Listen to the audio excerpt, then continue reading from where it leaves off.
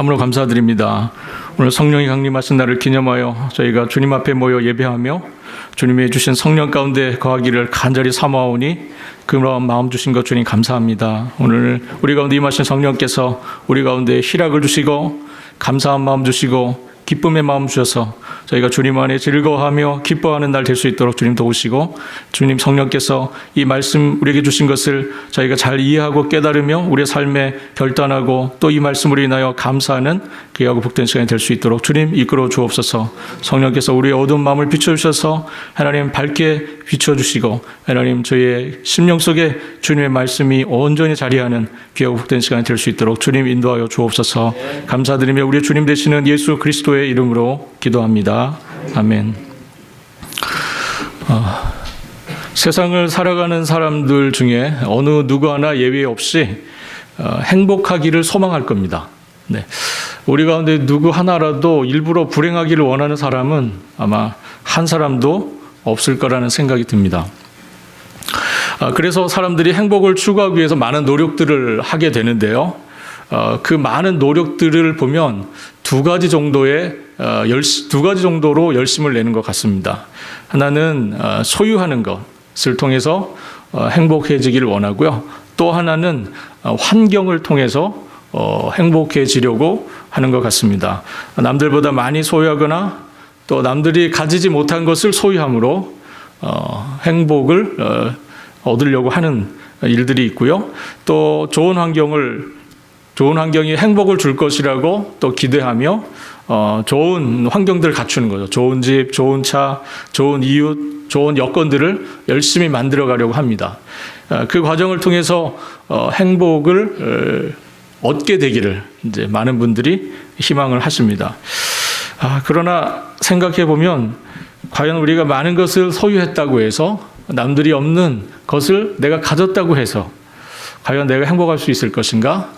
그리고 내가 좋은 여건 속에 있다고 해서 과연 내가 행복할 수 있을 것인가 하는 겁니다.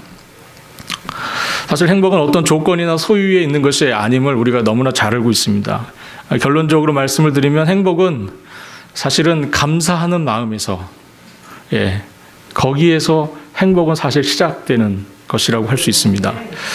비유하자면 감사는 행복을 느끼는 입맛과 같은 것입니다. 감사는 행복을 느끼는 입맛과 같은 거예요. 예를 들어 보겠습니다. 여러분들 앞에 온갖 좋은 식자재로 만든 진수성찬이 준비되어 있다고 한번 생각해 보십시오. 그런데 입맛이 없어요. 너무나 귀하고 값진 식자재들로 너무나 근사하게 식사를 준비해 놨는데 도무지 입맛이 안 생깁니다. 그러면 그걸 뭐라 그러죠, 저희가요? 그림의 떡이죠. 그림의 떡. 오히려 좋은 음식이 괴롭습니다. 차라리 찬밥 한 공기에 김치만 있어도 입맛이 있다면 그것이 우리를 훨씬 행복하게 할 겁니다. 소유나 환경보다도 사실 감사하는 마음을 가지고 사는 것이 우리의 삶을 사실 더 행복하게 하는 겁니다. 감사의 마음을 가지고 사는 사람은 그 어떠한 형편에도 자족할 수 있는 일체의 비결을 배웠다고 말한 사도 바울처럼 우리가 어떠한 형편에서도 행복할 수 있습니다. 그러나 불평하는 마음, 행복하지 못한 마음을 가지고 있는 사람은 아무리 많은 소유와 좋은 환경을 갖추고 있다 할지라도 사실은 결코 행복할 수가 없습니다. 행복한 사람이 되기를 바라신다면 여러분들 감사하는 사람이 되셔야 합니다. 네. 불평은 우리의 삶을 불행으로 이끌어갈 겁니다. 그러나 감사하는 삶은 우리의 삶을 복된 삶, 행복한 삶으로 우리를 이끌어갈 것입니다.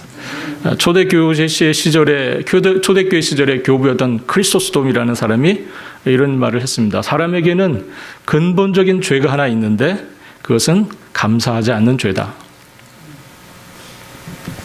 감사가 없는 삶만큼 우리의 삶을 무력하게 하는 것이 없고요. 감사가 없는 삶만큼 우리를 무료하게 하는 게 없습니다. 삶의 조건이 아무리 좋은 것이 있다고 해도 그 삶 속에 그 삶을 누릴 수 있는, 그 조건들을 누릴 수 있는 감사하는 마음이 없다면 그게 모두가 사실은 그렇게 의미가 없어요. 그렇게 그것이 나에게 즐거움을 주지 못합니다. 오늘 말씀이 여러분들의 심령 속에 정말 감사하는 마음을 일으키는 그런 말씀이 될 수 있기를 바랍니다. 사실 우리가 성령의 강림을 우리가 기념한 오늘, 사실 성령 충만한 그리스도인의 어떻게 보면 가장 중요한 삶의 표지, 이 사람 정말 그리스도인이구나 할 수 있는 그런 사인이 있다고 하면 그 사람 아마 감사할 겁니다. 어떤 형편에서든지 자족하고 감사할 수 있는 사람, 그 그리스도인인 거죠. 오늘 본문을 보면 다윗은 하나님께서 자신에게 허락한 특별한 도움을 기억하면서 하나님께 감사와 찬양을 드리고 있습니다. 성경학자는 오늘 시편 138편에 기록된 배경을 다윗이 법궤를 예루살렘으로 옮겨온 후에 드렸던 찬양이라고 이렇게 생각합니다. 그래서 법궤를 예루살렘으로 옮겨 놓았다는 것은 다윗 생에 있어서 사실은 굉장히 중요한 그런 사건 중 하나였습니다. 여러분들, 법궤는 어떤 것이죠? 법궤는 하나님의 임재를 상징하는 것이었고요. 이스라엘 백성들이 광야를 행진할 때에 법궤는 항상 맨 앞에 갔었습니다. 법궤가 항상 이 백성들의 맨 앞에 갔었고요. 법궤가 항상 앞서 간다고 하는 것은 하나님께서 이스라엘 백성들을 친히 인도하고 계셨다는 그런 의미였었습니다. 이스라엘은 광야에서 40년을 한결같이 하나님의 임재를 상징하는 법궤를 통해서 하나님의 인도하심을 받았었습니다. 이동하는 중에 어느 한 종사에 도착해서 법궤가 멈추면 그 법궤를 중심으로 해서 성막이 치워지고요. 그 성막을 중심으로 해서 4개 지파가 동서남북으로 자리를 하게 됩니다. 이것처럼 법궤는 항상 이스라엘 백성들의 삶의 한 복판, 한 중심에 있는 것이었습니다. 법궤가 한가운데 있다는 것은 하나님께서 이 하나님의 백성들 삶의 한가운데 있다 하는 그런 의미였었습니다. 그러므로 다윗이 법궤를 예루살렘으로 갖고 온다고 하는 것, 그것은 바로 이스라엘 통치의 중심인 예루살렘으로 하나님 법궤를 갖고 온다고 하는 것은 하나님께서 이 백성들의 삶을 통치해 달라고 하는, 하나님께서 친히 왕이 되셔서 우리를 다스려 주옵소서 하는 그러한 의미라고 할 수 있을 겁니다. 그래서 다윗은 하나님의 함께하심, 하나님의 임재하심, 더 나아가서 하나님의 다스려 주시는 그 일을 희망하면서 법궤를 예루살렘으로 옮겨오게 됩니다. 다윗에게 그 순간은 너무나 행복하고 기쁘고 즐거운 순간이었고, 사무엘하 6장을 보면 법궤가 들어올 때 다윗이 힘을 다하여 춤을 췄다 그러죠. 힘을 다하여 춤을 췄습니다.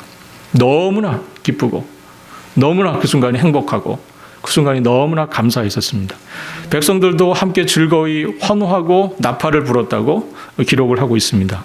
오늘 본문 1절을 보니까 다윗이 하나님께 드리는 감사와 찬양이 나오는데 그가 이렇게 시작합니다. 오늘 시편을. 내가 전심으로 주께 감사합니다.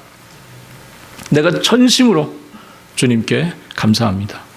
1절은 주님을 향한 다윗의 고백이지만 사실 다윗처럼 그 마음에 하나님을 모시고 사는 그 백성들에게는 누구나 함께 할 수 있는 감사와 찬양이라고 할 수 있습니다. 오늘 본문에서 전심이라고 하였는데, 전심이라고 하는 것은 나누어지지 않은 마음, 즉 온전한 마음, 그런 뜻입니다. 믿는 사람들도 우리의 마음이 때로는 성령의 역사로 인한 믿음 가운데 충만할 때가 있고, 또 때로는 육신의 소욕으로 인한 그런 불신의 마음으로 우리의 마음이 갈리고 나눠지는 경우가 종종 있습니다. 우리의 삶이 전적으로 하나님을 의지하기보다는 때로는 다른 곳에 우리의 마음이 빼앗기고 우리의 마음이 쏠리는, 그것이 더 의지가 되는 그러한 순간들이 또 있기도 합니다. 우리는 이렇게 나누어져 있는 마음, 온전하지 못한 우리의 삶의 모습들을 종종 보게 됩니다. 정말 하나님께서 우리에게 그러나 원하시는 마음은 어떤 마음이실까요? 우리의 마음이 나누어지는 마음 원하실까요? 하나님께서 우리의 마음이 온전히 전심으로 주님만을 찾고 주님만을 구하는 그런 마음을 원하실 것입니다. 다윗은 어떠한 상황에서도 하나님을 향한 감사와 찬양의 마음을 가지려고 굉장히 노력했던 사람입니다. 대적으로부터 쫓겨서 죽음의 위협을 당하는 순간에도 그는 하나님을 찬양한 것을 잊지 않았고요. 어려움을 만날 때에도 그 순간에 하나님을 찬양하고 하나님을 감사하는 일을 잊지 않았어요. 사실 우리가 어려움을 만나게 되면 우리는 확신과 불신으로 마음이 나눠지죠. 예. 만약 우리 어려움을 딱 만나게 되면요, 우리가 마음이 순간적으로 갈립니다. 확신 가운데 있는 분들도 계시겠지만 또 저같이 믿음이 약한 사람들은 불신의 마음이 생겨요. 마음이 나눠집니다. 그러나 오늘 다윗이 전심으로 주님을 구하고 감사하고 있는 모습을 우리가 기억할 필요가 있습니다. 다윗에게는 고국을 떠나서 적국인 가드왕 아기스에게 그 앞에서 자신의 생명을 구하기 위해서 수염에 침을 묻히면서 미친 자처럼 행세하고 했었던 때가 있었습니다. 정말 수모를 당한 거죠. 수모를 당하고 어려움을 당할 때가 있었는데 그때 다윗이 쫓겨나면서 지은 시편이 시편 34편입니다. 시편 34편이 1절이 이렇게 시작이 돼요. 내가 여호와를 항상 송축하며 내 입술로 항상 주를 찬양하리로다. 여러분, 지금 적국 왕 앞에 정말 자신이 미친 자처럼 행사하면서 겨우 그 위기를 모면해서 빠져나왔던 다윗이 하는 시편입니다. 내가 여호와를 항상 송축하며 내 입술로 항상 주를 찬양하나이다. 이런 찬양을 우리가 할 수 있을까요?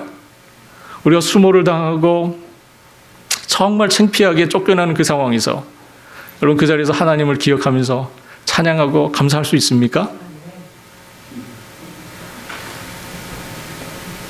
1절을 보면 다윗은 오늘 그 고백을 했던 다윗을 우리가 좀 기억할 필요가 있습니다. 그는 하나님을 향한 어느 순간에도 비록 그것이 고난과 어려움과 수모와 비난을 받는 상황이라 할지라도 하나님을 향한 감사, 하나님을 향한 찬양을 잊지 않았던 사람이라는 거죠. 오늘 본문 138편의 감사와 찬양도 사실은 그가 결코 평안한 중에 불렀던 찬양은 아니었던 것 같아요. 7절을 보면 내가 환난 중에 다닐지라도 라는 표현을 보면 그가 어떠한 어려운 상황인지는 모르지만 그가 분명히 어떤 고난과 어려움 속에 있었던 것이 분명합니다. 그는 그 속에서, 그 고난 속에서 이 시편을 기록하고 있는 거죠. 대개 우리가 고난을 당하게 되면 우리의 삶 가운데 잃어버리게 되는 것이 있습니다. 그것은 바로 감사, 찬양을 잃어버리게 되는 거죠. 지금은 예배할 기분이 아니야. 그렇게 말하는 거죠. 지금은 예배할 기분이 아니야. 오늘 나는 기도하고 싶지 않고 오늘 나는 찬양하고 싶지 않아. 내 마음이 너무 상하고 내 마음이 너무 힘들어서 내가 하나님 찾고 싶지 않아.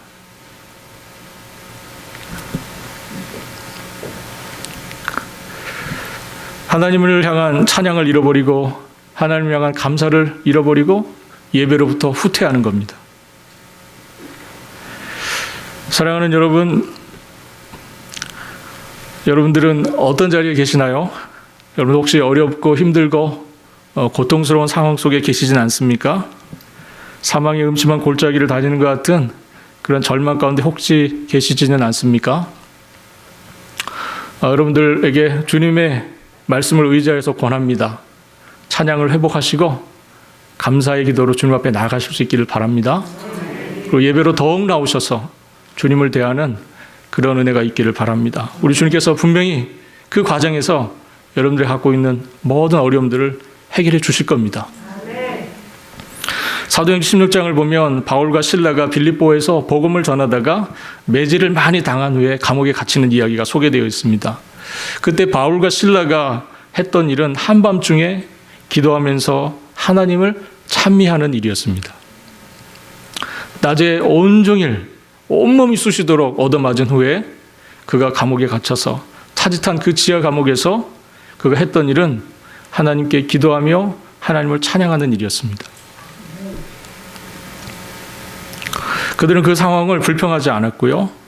그 과정에서 오히려 하나님을 향한 감사의 찬양을 올렸습니다. 불평은 불행으로 삶을 인도하지만 감사는 하나님의 은혜의 역사로 우리의 삶을 인도하십니다. 그들은 그 감옥에서 극적으로 탈출하게 되고요. 그 일이 계기가 되어서 그 간수의 집에 초대되어 그 간수의 집과 간수와 그 간수의 온 가족에게 하나님의 놀라운 복음을 전하는 일이 일어나고 그들이 복음을 받아들이는 복된 역사가 일어났었습니다. 찬양과 감사는 이것처럼 더 큰 하나님의 역사로 우리를 이끌고요. 더 큰 놀라운 하나님의 역사로 우리를 초대합니다. 본문에서 다윗이 감사했던 세 가지 내용이 나옵니다. 그 내용을 좀 보겠습니다. 3절에 보니까 내가 간구하는 날에 주께서 응답하시고 내 영혼에 힘을 주어 나를 강하게 하셨나이다. 다윗이 첫 번째로 특별히 감사했던, 하나님께 감사했던 기도 제목은, 감사의 제목은 주님께서 내 기도에 응답하셨다는 겁니다. 하나님께서 그의 기도에 귀를 기울이시고 그의 기도에 응답하셨다는 거예요. 우리 하나님 이것처럼 우리의 귀에 귀를 기울이시고 우리에게 응답하기를 기뻐하신 하나님이십니다. 할렐루야. 우리 하나님은 우리의 기도를 듣기를 원하시고요. 우리의 기도에 응답하기를 기뻐하시는 분이세요. 그래서 너무나 분명합니다. 우리가 아무리 좋은 부모라도 사실 자녀들이 계속 요구하면 사실은 부담되거든요. 육신의 부모는 그래요. 육신의 부모는 그렇습니다. 자녀들이 너무 요구하면 그게 부담이 될 수 있습니다. 귀찮아지기도 하고요. 그러나 우리 하나님은 우리에게 오히려 간구하라고 말씀하시고요. 낙심하지 말고 기도하라고, 낙심하지 말고 간구하라고 그렇게 말씀하십니다. 야고보서 1장 5절에 너희 중에 누구든지 지혜가 부족하거든 모든 사람에게 후히 주시고 꾸짖지 아니하시는 하나님께 구하라. 그리하면 주시리라 말씀하시고요. 4장 2절에서는 너희가 얻지 못함은 구하지 아니함이라고 말씀하십니다. 빌립보서 4장 6절에서는 아무것도 염려하지 말고 오직 모든 일에 기도와 간구로 너희 구할 것을 감사함으로 하나님께 아뢰라 말씀합니다. 그런데 우리가 기도를 통해서 얻은 유익은 단지 기도가 응답되었다, 우리의 필요가 채워졌다 하는 것만 있는 것이 아닙니다. 사실 기도의 더 큰 유익은 그 다음에 나옵니다. 무엇이죠? 하나님께서 우리의 영혼에 힘을 더하여 주시는 거예요. 기도의 시간을 통해서. 기도는 우리에게 응답을 주시는 유익도 있지만 기도의 시간은 우리에게 우리의 영혼을 강하게 해주시는 그런 하나님의 놀라운 역사가 그 가운데 있습니다. 그것이 사실은 기도가 주는 우리에게 더 큰 유익입니다. 기도는 우리의 영혼에 힘을 주고 우리로 하여금 강하고 담대하게 하시는 역사를 이루어 주십니다. 내가 간구한 날에 주께서 응답하시고 내 영혼에 힘을 주어 나를 강하게 하셨나이다. 다윗은 기도하는 중에 자신의 영혼에 개입하셔서 자신의 영혼을 강하게 해주시는 하나님의 은혜를 체험했던 겁니다. 비록 기도 응답이 내 뜻대로 이루어지지 않는다 해도 그것이 하나님의 뜻이라면 받아들일 수 있는 담대함을, 그 마음의 확신을 그 기도의 시간을 통해서 그가 얻게 되었습니다. 교회 역사를 보면 초대교회 시절에 많은 박해와 핍박이 있었습니다. 많은 고난 가운데 성도들이 내몰린 적이 있었어요. 그들이 정말 하나님께 간절히 간구합니다. 그러나 그들이 간절히 간구했을 때, 기도했을 때 그들이 모두 다 그 박해를 피해간 것이 아니에요. 교회를 향한 대대적인 박해가 있었습니다. 모두가 그 박해를 놓고 하나님께 간구했을 거예요. 그러나 모두가 다 그 박해를 피해가지는 못했습니다. 많은 이들이 핍박과 박해의 자리로 가서 목숨을 잃었어요. 여러분, 그러나 여기서 우리가 기억할 것은 그들이 간절히 기도하는 그 시간을 통해서 박해와 고난을 피하기보다는 오히려 그것에 맞설 수 있는 담대함, 그것에 맞설 수 있는 힘과 용기를, 확신을 그 영혼 속에 받았다는 겁니다. 하나님에 대한 소망이 열렸고 하나님에 대한 확신이 그들의 심령 가운데 있었어요. 그래서 그들이 도망가지 아니하고 박해를 받아들입니다. 지난 우리의 인생의 날들을 돌아보면 우리의 기도가 하나님께 신실하게 응답하는 때가 있습니다. 그러나 그렇지 못한 때도 많이 우리가 경험하게 됩니다. 그러나 그럼에도 불구하고 우리가 정말 하나님께 오직 기도로 나아가는 이유는 무엇입니까? 하나님께서 그 시간을 통해서 나의 영혼을 강하게 해주시기 때문입니다. 나의 영혼을 강하게 하셔서 그 상황을 믿음으로 이기게 하시는 놀라운 역사가 기도하는 시간에 일어나기 때문에 그들이 기도에 그렇게 우리가 힘을 쏟는 겁니다. 예전 개역 성경을 갖고 계신 분들은 여기에서 장려하다는 표현이 사용됐을 겁니다. 기도의 시간을 통해서 하나님께서 우리의 영혼을 장려하시는 거죠. 장려하시고 강하게 해주시는 주님의 은혜를 다윗이 체험한 겁니다. 그것이 첫 번째 하나님을 향한 감사의 기도 제목이었습니다. 두 번째, 오늘 본문 4절과 5절을 보면 두 번째 기도의 감사에 대한 제목이 나옵니다. 그 감사에 대한 기도의 제목은 주님께서 언약의 말씀을 주시고 그 약속을 지켜주셨기 때문이라고 그가 이야기합니다. 다윗은 하나님의 약속의 말씀이 반드시 이루어질 것을 믿었습니다. 궁극적인 승리를 확신한 거죠. 그래서 그는 정말 주님 앞에서 주님께서 주신 그 말씀이, 그 약속이, 그 언약이 자신의 삶 속에서 이루어지는 놀라운 일들을 경험하면서 하나님께 감사를 드렸습니다. 사실 다윗은 일평생 동안 수많은 대적들에 둘러싸여서 늘 고전하는 그런 시간을 많이 보냈던 왕이었습니다. 7절에도 다윗은 원수들을 언급하고 있는데 그가 그런 수많은 원수들과 대적들 앞에 설 때마다, 그 위협 앞에 설 때마다 어쩌면 다윗의 마음속에 이런 마음이 일어났을지도 모릅니다. 정말 하나님께서 약속하신, 언약하신 나의 이 왕국, 다윗의 왕국은 과연 영원할 것인가? 주님께서 나의 왕국을 영원하게 하게 해주시겠다고 약속을 하셨는데 이 많은 원수들, 여전히 나를 대적하는 이 많은 대적들 앞에서 과연 주님이 약속하신 약속은 여전히 유효한 것인가? 라는 어려움이 있었을 겁니다. 여러분들에게 우리 주님께서 약속의 말씀을 주신 줄로 압니다. 아멘? 네. 우리 모두에게 하나님께서 약속의 말씀을 주셨어요. 그런데 우리가 위기를 만나면 정말 그 약속이 유효한가? 정말 하나님 말씀하신 대로 그 말씀은 이루어질 것인가? 라는 어려움을 느끼게 됩니다. 그런 상황에서 다윗은 약속의 말씀 앞으로 달려갔어요. 하나님 말씀 앞으로 달려갑니다. 그리고 그 말씀을 묵상하고 그 말씀이 여전히 신실하신 주님의 말씀임을 확신합니다. 궁극적인 승리, 정말 주님 안에서 이루어질 영원한 승리, 그것을 확신합니다. 그가 8절에 이렇게 노래합니다. 여호와께서 나를 위하여 보상해 주시리이다. 예전 개역성경에는 여호와께서 내게 관계된 것을 완전케 하실지라 이렇게 번역이 되었어요. 보면 여러 영어 성경도 이렇게 번역이 된 것 같습니다. 여호와께서 내게 관계된 것을 완전케 하실지라.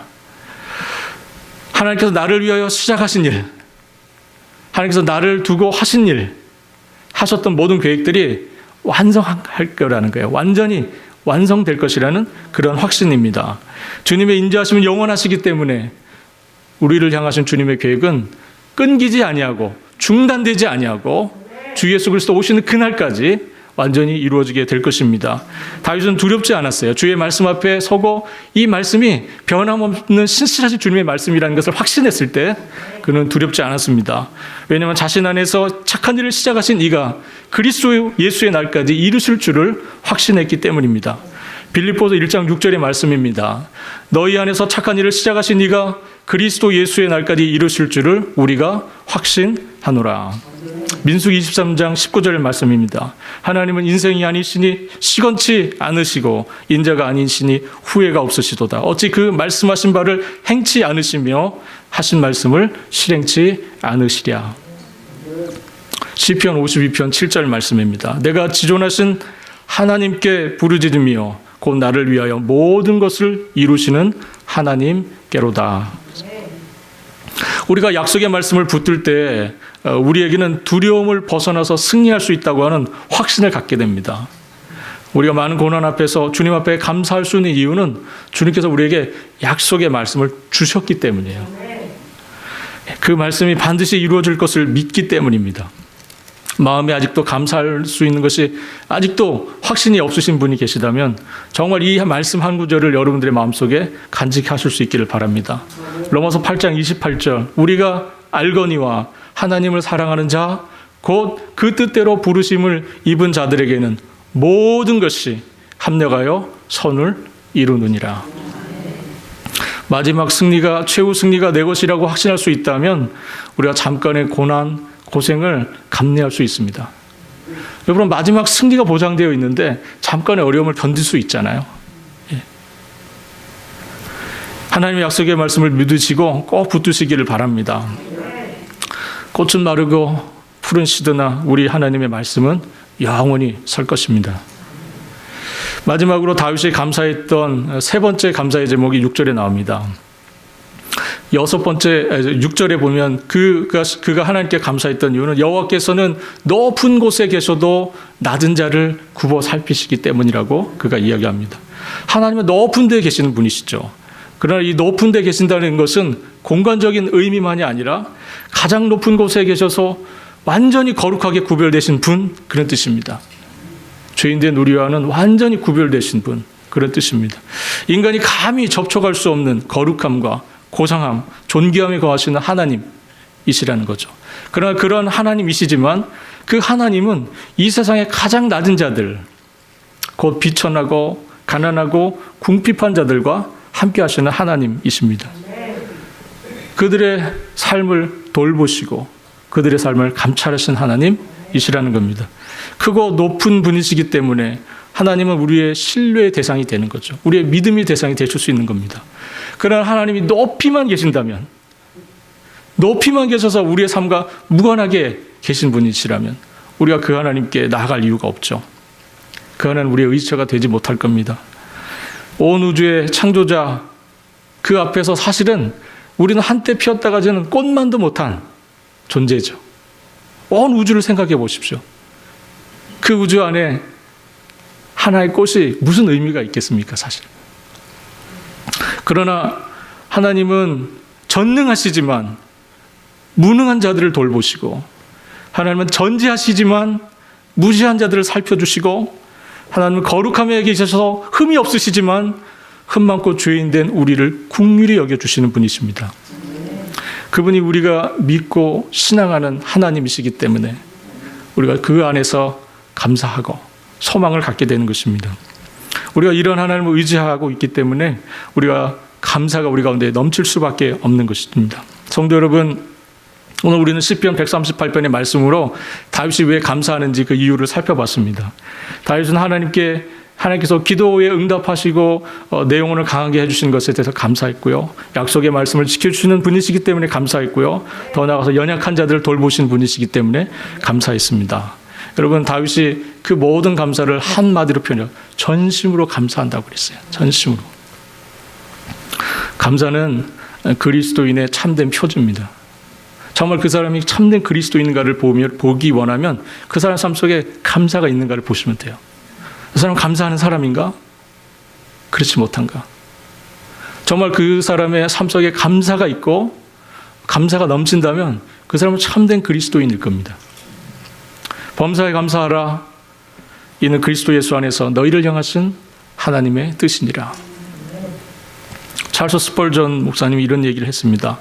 하나님께서는 별빛을 보고 감사하는 사람들에게 달빛을 주시고, 달빛을 보고 감사하는 사람에게는 햇빛을 주시고, 햇빛을 보고 감사하는 자에게는 해와 달이 필요하지 않은 영원한 빛을 주신다 했습니다. 그런데 여러분들의 삶 속에 하나님께서 달과 별이 필요 없는 영원한 빛이 되셔서 여러분들 심령에 비춰주시는 놀라운 은혜가 있기를 우리 주님의 이름으로 바라겠습니다. 기도하겠습니다. 하나님 아버지, 오늘 주님께서 저희들에게 은혜를 주셔서 주의 말씀을 보며 또 감사하는 다윗의 모습을 통해서 정말 우리의 삶 속에 감사가 다시 일어나고 감사가 회복되는 놀라운 은혜를 저희가 소망합니다. 주께서 저희 가운데 참된 정말 그리스도인의 표제인 감사가 있게 하여 주시고, 저희의 삶 속에 정말 어렵고 힘들지만 고난 중에도 기도 응답에 대한 확신과 주님께서 주신 말씀에 대한 확신, 그리고 불쌍한 자를 긍휼히 여기신 주님께 대한 감사가 저희들의 삶 속에 넘치도록 주께서 인도해 주시고 이끌어 주시기를 주님 간절히 원합니다. 감사드리며 우리 주님 되시는 예수 그리스도의 이름으로 기도합니다. 아멘.